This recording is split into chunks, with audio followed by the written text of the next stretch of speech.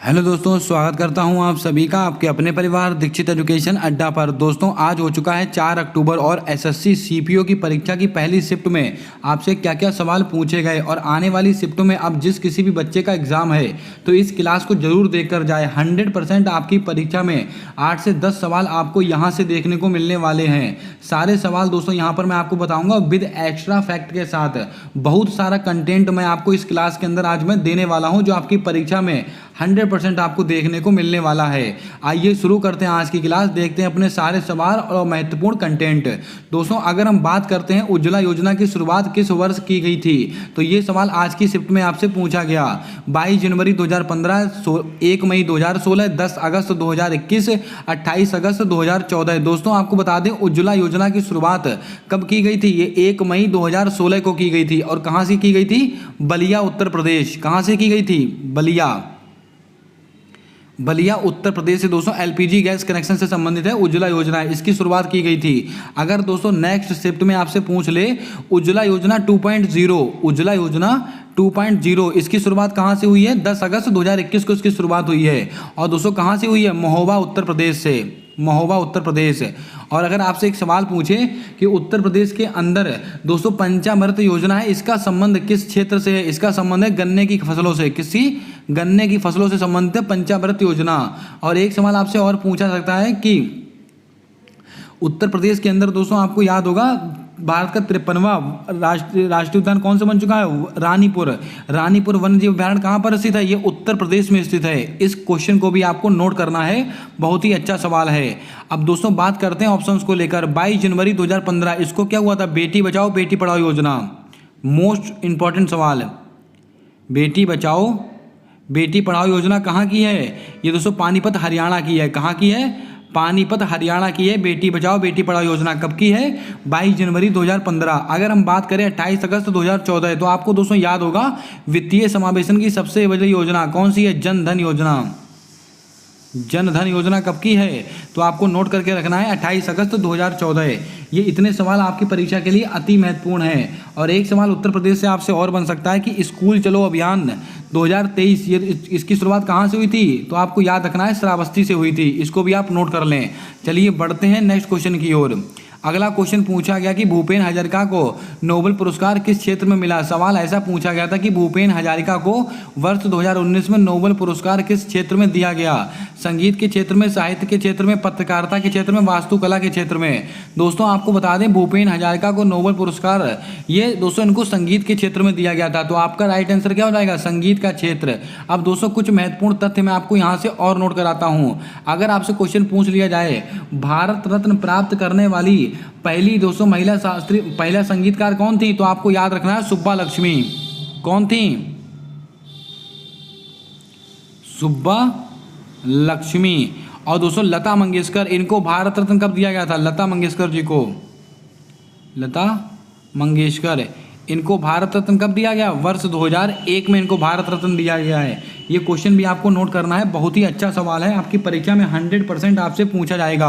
अब दोस्तों आप कमेंट करके बताएं ये सुब्बा लक्ष्मी को इनको दोस्तों भारत रत्न कब दिया गया था? इसका जवाब आपको कमेंट करके बताना है।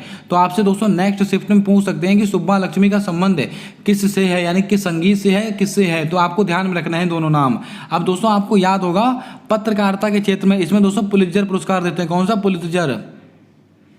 आपसे अगर क्वेश्चन पूछ लें कि पुलित्जर अवार्ड किसका संबंध किससे है? पत्रकारिता के क्षेत्र में। और प्रित्जर अवार्ड, प्रित्जर अवार्ड दोस्तों किस क्षेत्र में दिया था? वास्तुकला के क्षेत्र में। और 2022 वाला प्रित्जर अवार्ड किसको दिया गया था? 2022 वाला। तो आपको दोस्तों याद रखना है,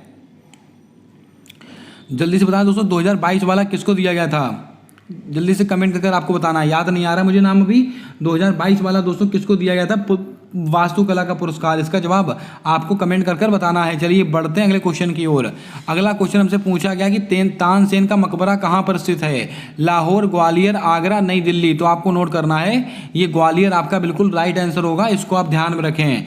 एक सवाल आपसे पूछा जाता है दिल्ली सल्तनत में दोस्तों अपनी राजधानी, दिल्ली सल्तनत पर अपनी राजधानी लाहौर को अपनी राजधानी किसने बनाया था? लाहौर को तो कुतुबुद्दीन ऐबक ने बनवाया था। कुतुबुद्दीन ऐबक ने बनाया था लाहौर को अपनी राजधानी। और दिल्ली को दोस्तों किसने अपनी राजधानी बनाया था? तो आपको याद है इल्तुतमिश।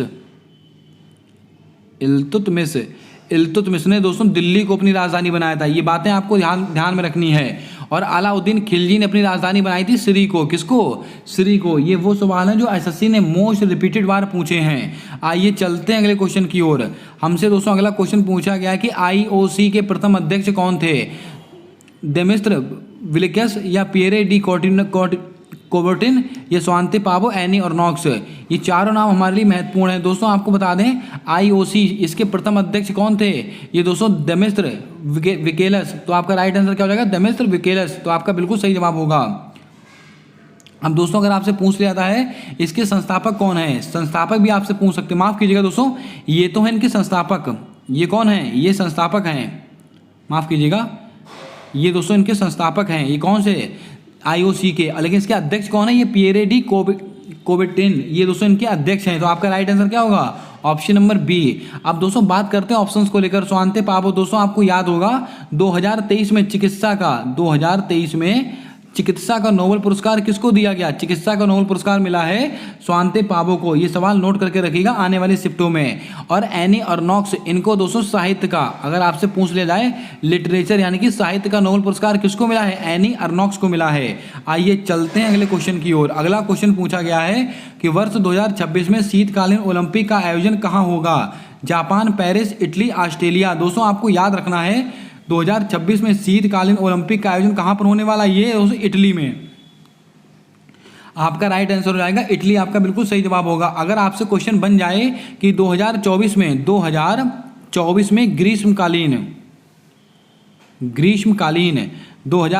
में ग्रीष्मकालीन ओलंपिक का आयोजन दोस्तों कहाँ पर होगा? ये पेरिस में होगा। 2020 में कहाँ हुआ था? जापान के टोक्यो में हुआ था। आपको ये सब चीज़ें याद रखनी है। बहुत ही अच्छा सवाल है। और दोस्तों आपको याद होगा जापान में टोक्यो ओलंपिक में भारत ने कुल कितने पदक जीते थे? 7 पदक जीते थे। तो आपको दोस्तों याद रखना है ये टेबल। ये भारत ने 1 स्वर्ण पदक जीता था, 2 रजत पदक जीते थे, 4 ब्रॉन्ज यानी कि कांस्य पदक जीते थे। अब दोस्तों ऑस्ट्रेलिया की बात आई है तो आपको याद होगा राष्ट्रीय मंडल खेल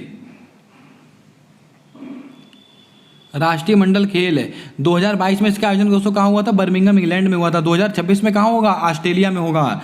ये कुछ सवाल हैं स्पोर्ट्स से संबंधित जो आपकी परीक्षा में आपसे पूछे जाएंगे। अगर आप क्लास पर नए आए हो तो क्लास को लाइक कर देना। चैनल पर पहली बार आए हो तो चैनल को सब्सक्राइब कर बेल वाला आइकन ध्यान से दबा लेना ताकि आने वाली सारी क्लासेस के अपडेट्स आप तक आसानी से पहुँचते रहें। आज की क्लास के लास्ट में बहुत ही इन्फॉर्मेटिव जानकारी देने वाला हूँ, उसको सुनकर जाइएगा। 100% आगामी सारी परीक्षाओं के लिए रामबाण काम करेगी वो जानकारी। बढ़ते हैं नेक्स्ट क्वेश्चन की ओर। अगला क्वेश्चन हमसे पूछा गया औरंगजेब का उत्तराधिकारी कौन था? तो दोस्तों सीधा आंसर आप नोट करके रखिएगा, बहादुर शाह। आपका बिल्कुल सही जवाब होगा। इसको आप ध्यान में रखें। अब दोस्तों ऑप्शन में देके रखा है हेक्टर मुनरो। तो आपको याद होगा 1764 इसको क्या हुआ था? बक्सर का युद्ध। 1764 में बक्सर का युद्ध हुआ था और इसमें अंग्रेजी सेना का नेतृत्व किसने किया था? हेक्टर मुनरो ने किया था। ये क्वेश्चन रिपीटेड है टीसीएस का, इसको आप ध्यान में रखेंगे। अगर आपसे क्वेश्चन पूछ ले रहा है इलाहाबाद की संधि कब हुई थी? 1765 में इलाहाबाद की संधि हुई थी। अब दोस्तों अगर आपसे क्वेश्चन पूछा जाए रीड एंड मुनरो तो आपको याद होगा रैयतबाड़ी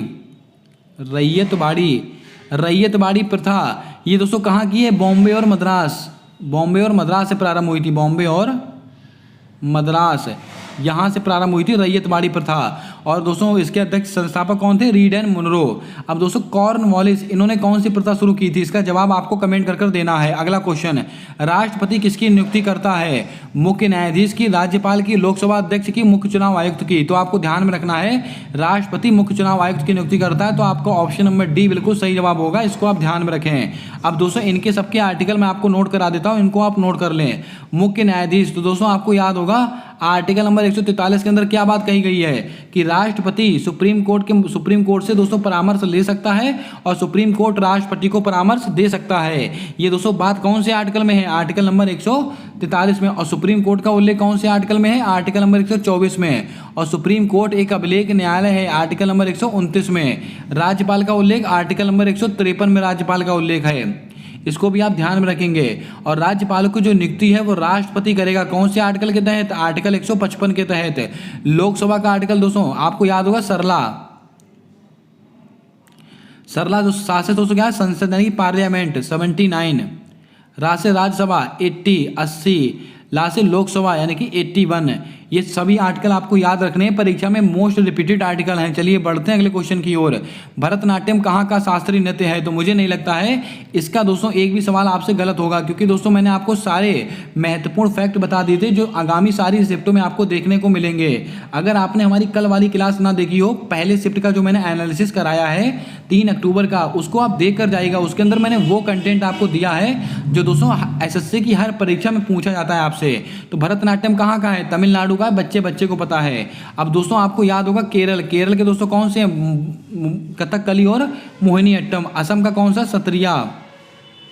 सत्रिया कहाँ का क्लासिकल नृत्य है? ये दोस्तों असम का है। उड़ीसा का दोस्तों आपको याद होगा ओडिसी नृत्य है। अगला क्वेश्चन है, वर्तमान में मौलिक अधिकारों की संख्या कितनी है? तो बच्चे वाला सवाल है। ये 6 मौलिक अधिकार हैं। पहले दोस्तों 7 मौलिक अधिकार थे, फिर संपत्ति के अधिकार को निकालकर मौलिक अधिकार से निकालकर विधिक अधिकार में डाल दिया गया था।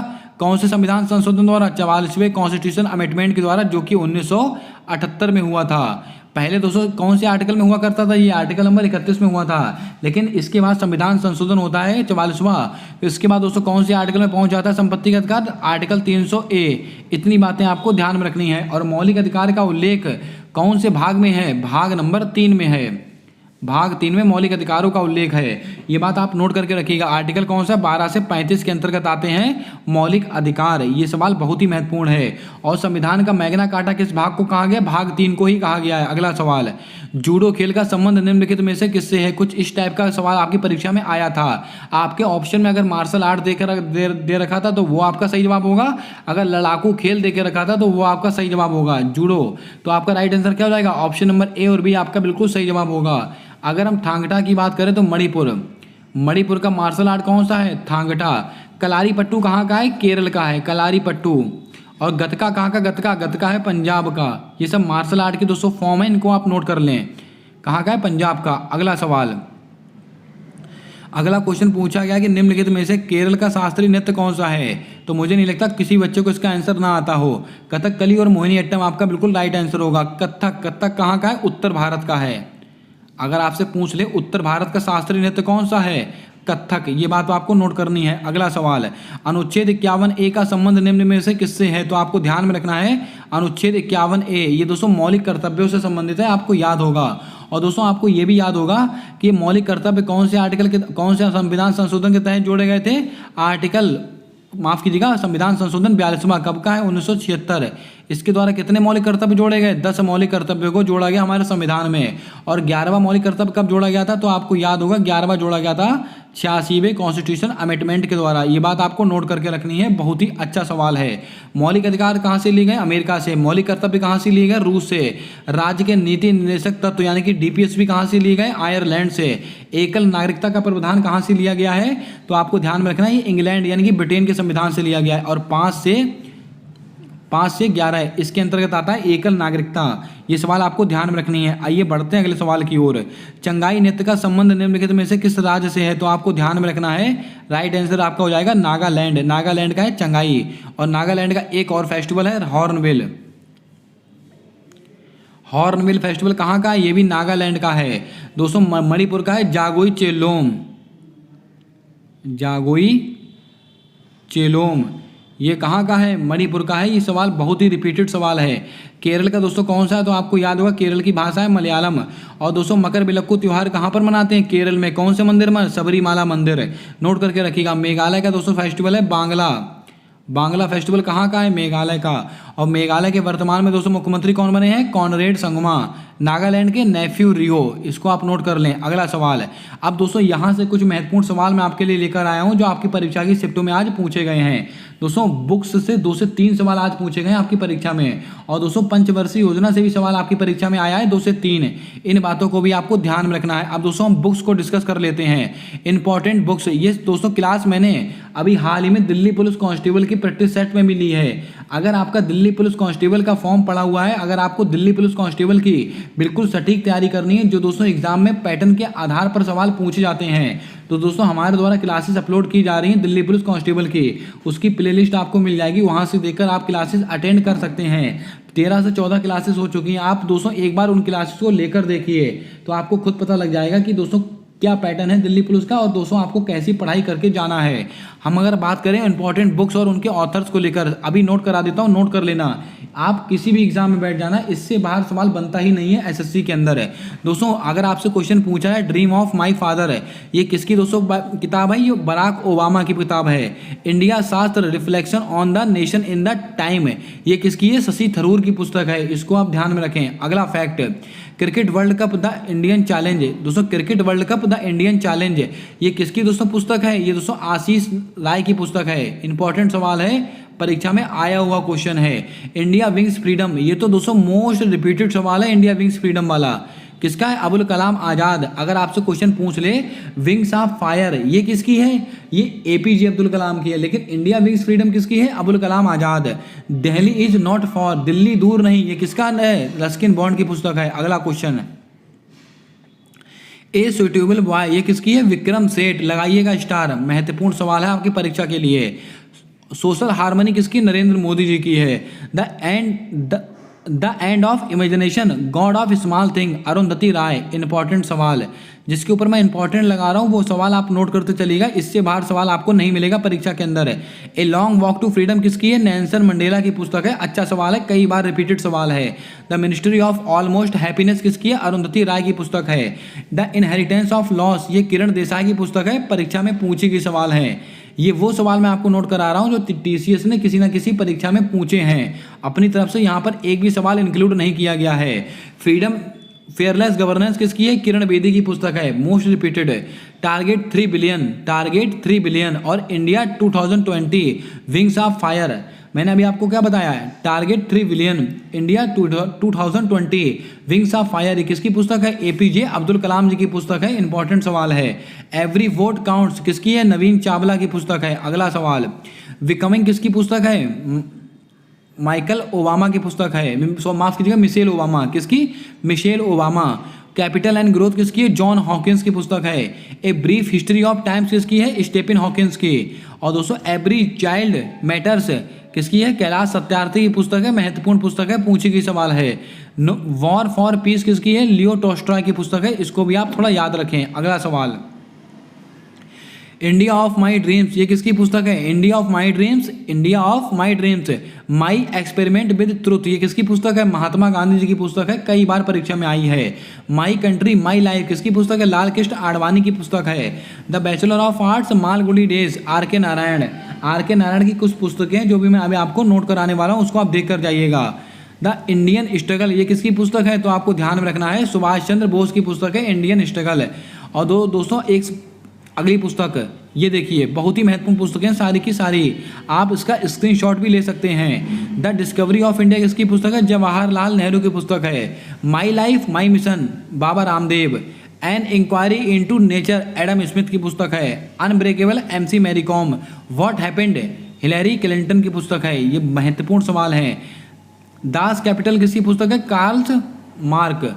और दोस्तों रेस्ट, कौन कौन सी पुस्तकें हैं? रेस्ट, रीगेनिंग इंडिया, इकोनॉमिकल और लेगेसी, ये सब किसकी पुस्तकें हैं? ये सब की सब पुस्तकें हैं दोस्तों सुब्रमण्यम स्वामी जी की पुस्तकें, इसको भी आप ध्यान में रखें।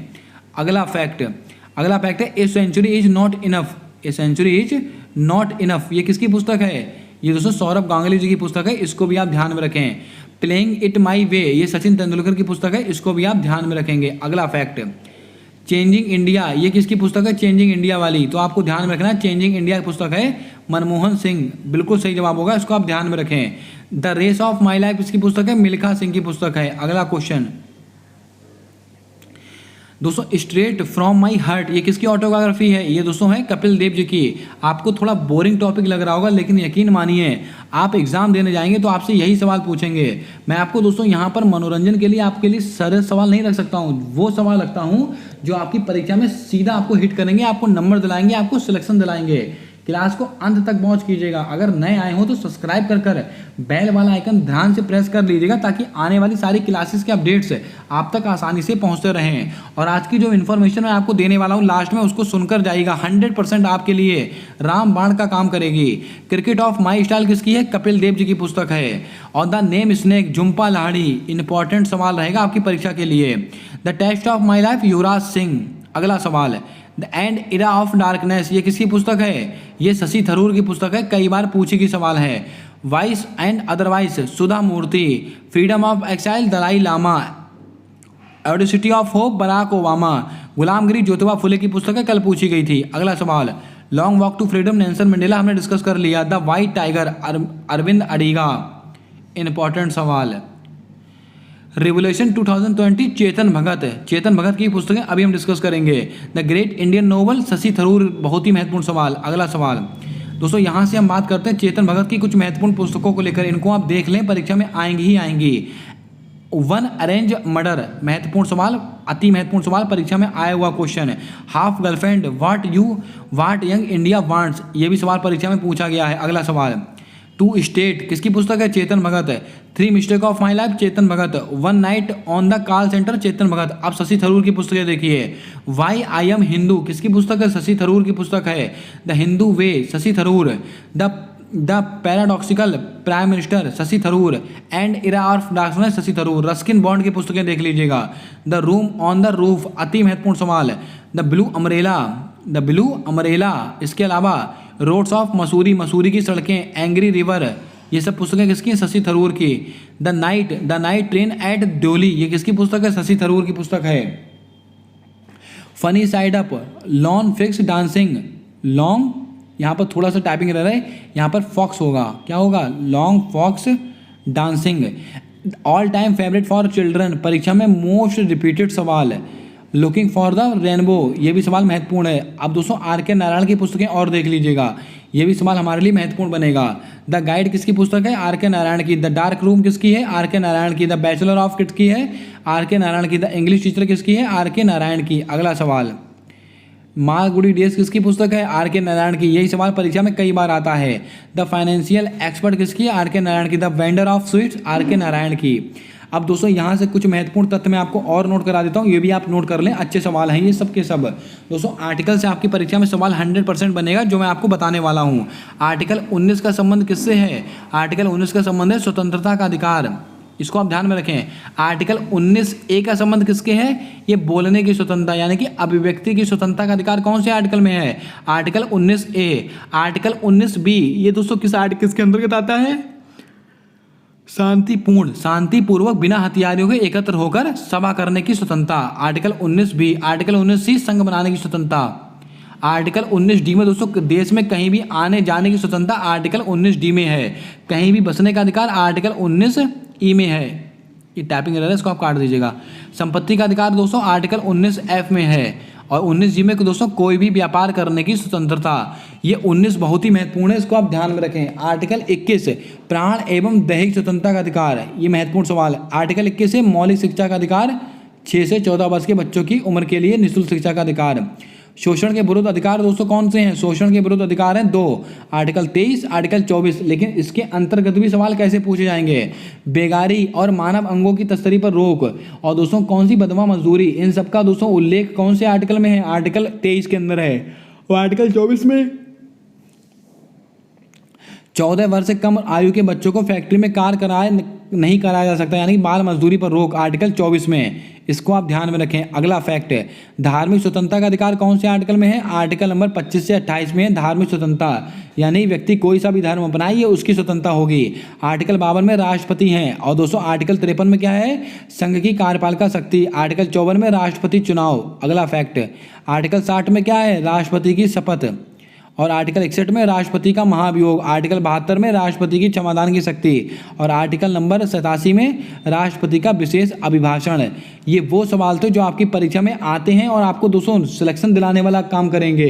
अगर आपको आज का कंटेंट पसंद आया हो, क्लास पसंद आई है, तो क्लास को लाइक कर देना। चैनल पर नए हो तो चैनल को सब्सक्राइब कर बेल वाला आइकन ध्यान से दबा लेना, ताकि आने वाली सारी क्लासेस के अपडेट्स आप तक आसानी से पहुँचते रहें। मिलते हैं नेक्स्ट क्लास में, तब तक के लिए जय हिंद, जय भारत दोस्तों।